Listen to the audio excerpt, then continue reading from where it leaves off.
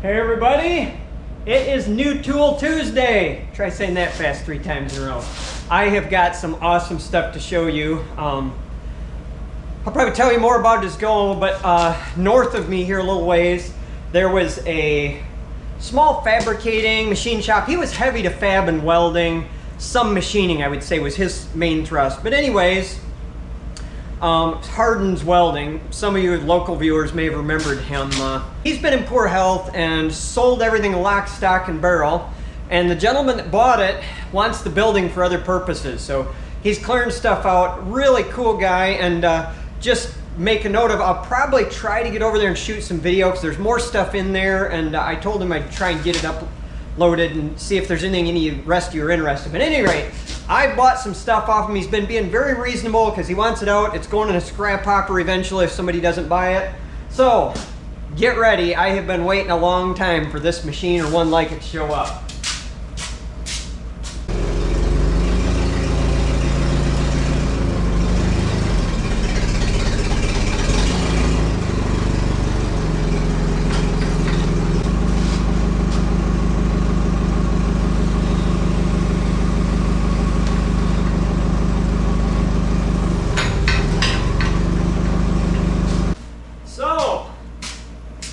This is a very exciting day in this shop.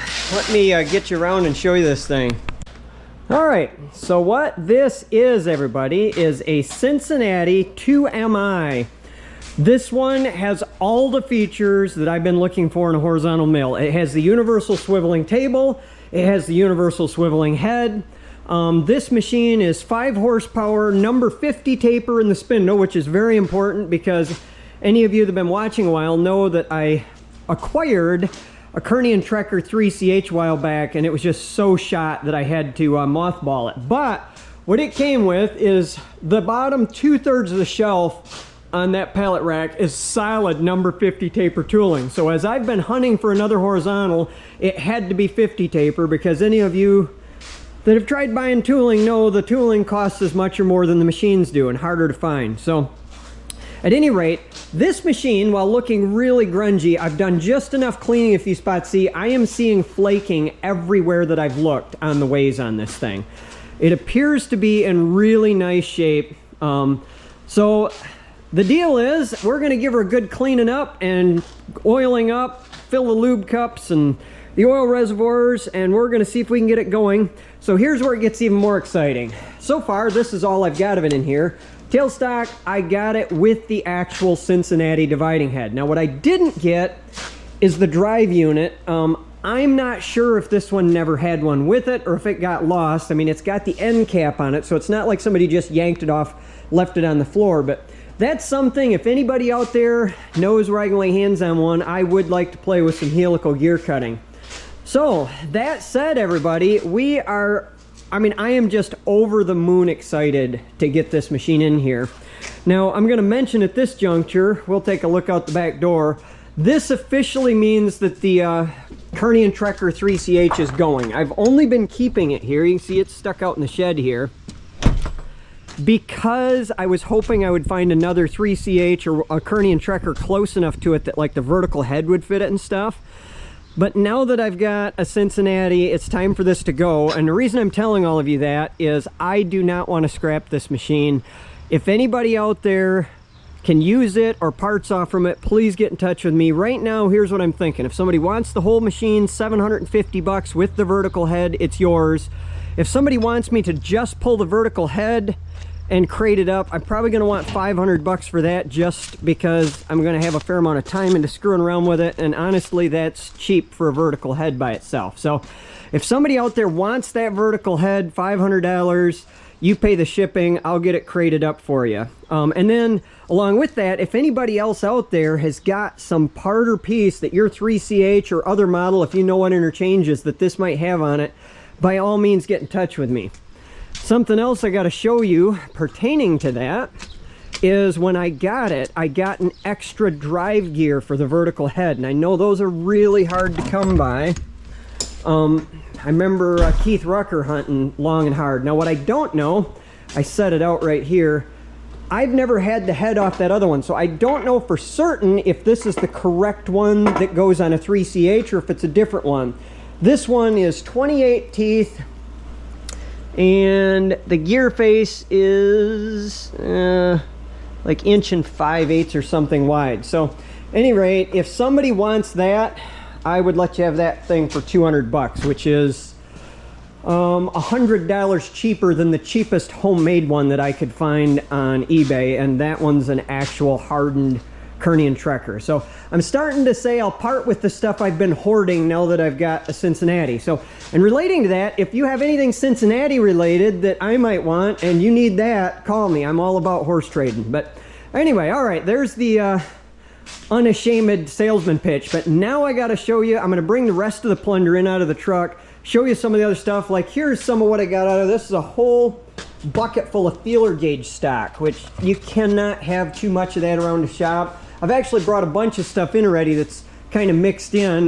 There was a bunch of 5 Morse taper stuff, so like that big boring head, whole bunch of these drill bits. I think we counted and it was about 40 items out of a tool rack in there that I bought, and I've already added them to this collection. But oh yeah, and then those of you that have watched know that I have a Chinese coaxial indicator, and I thought that it was about time to have a real one, so I bought this Blake off from him. It needs some cleaning up, but it appears to be all functional, so hopefully in the future you're going to see me using an American-made coaxial indicator and not the China model I've got. So at any rate, I'm going to bring the rest of it in, throw her on the floor here, and show you what we got.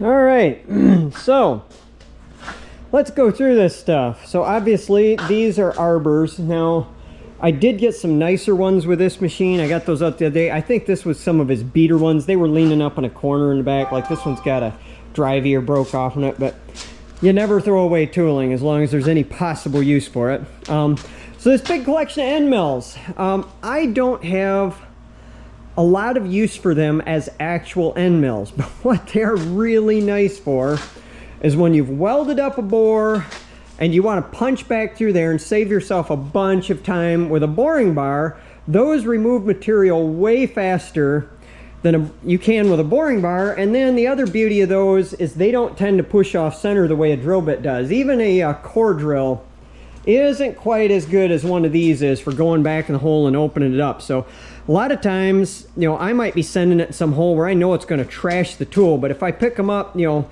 cheap or scrap price or close to it, I'll take any old end mills I can get my hands on. Sometimes I'll throw them on the grinder, touch an edge up, but you can do some serious opening up a hole with one of those and save yourself a lot of single point in it.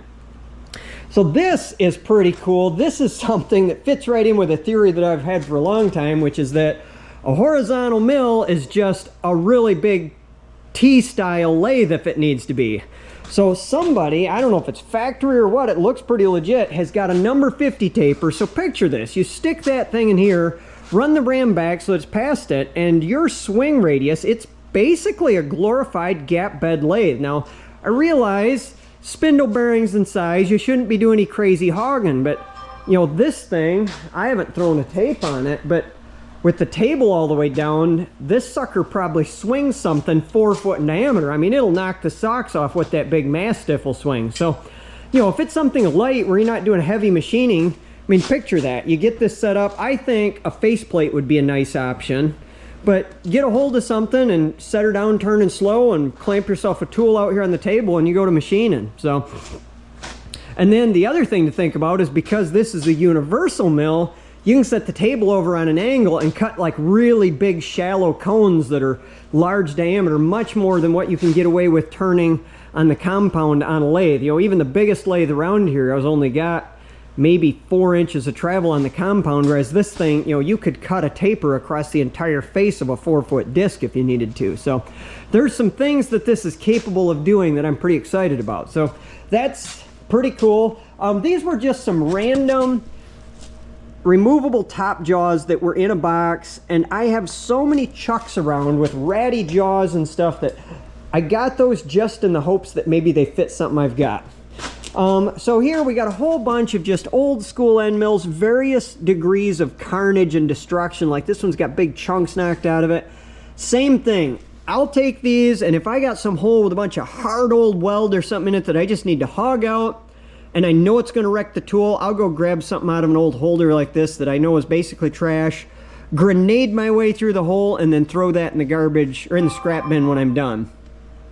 So then we've got a whole bunch of different horizontal cutters that obviously go to this horizontal mill. These are just various horizontal cutters.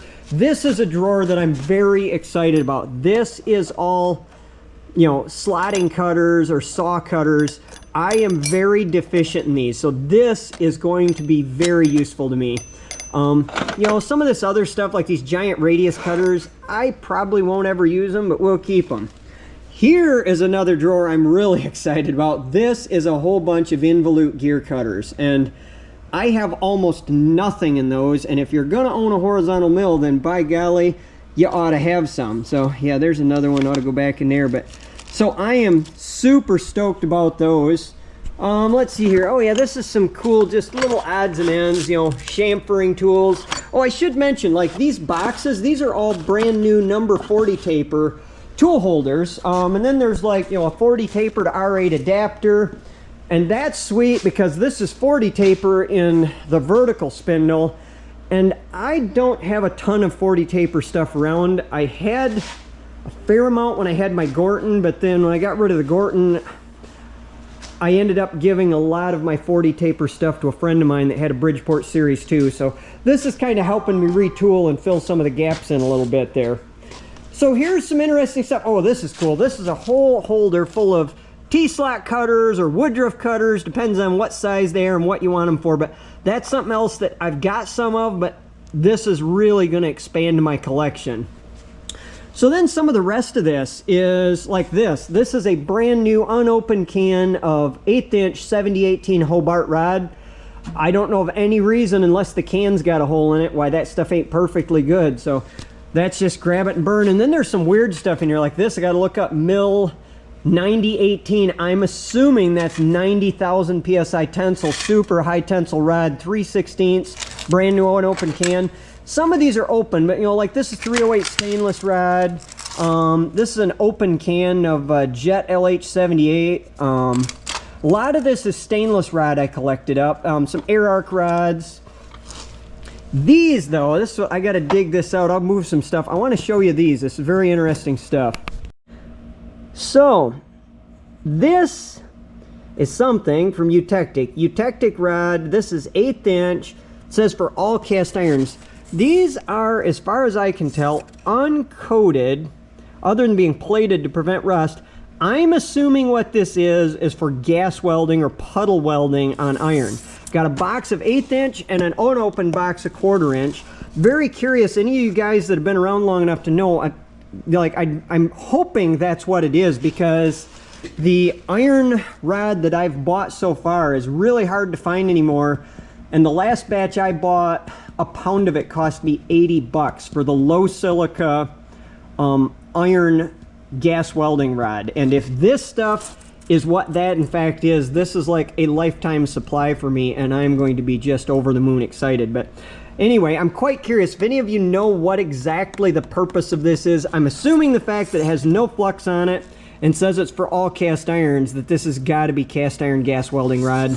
And I'm assuming you use that with some flux and go to gas welding. But anyway, if somebody knows, by all means, please let me know. I'll be doing some hunting on the internet and see what I can find too. But at any rate, as you can see, I am super stoked. This is the kind of stuff that I cannot afford to go buy these type of tools new just to have them use, you know, sitting around in the you might use it someday. Like even this horizontal mill.